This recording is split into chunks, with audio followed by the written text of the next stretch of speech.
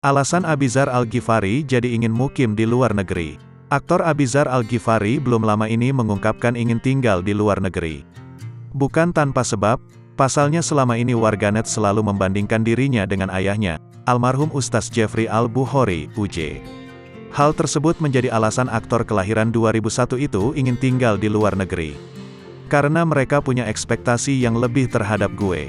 Karena mereka pengen gue seperti bokap, kata Abizar, dikutip dari Tribun News Selasa, tanggal 10 Januari tahun 2023.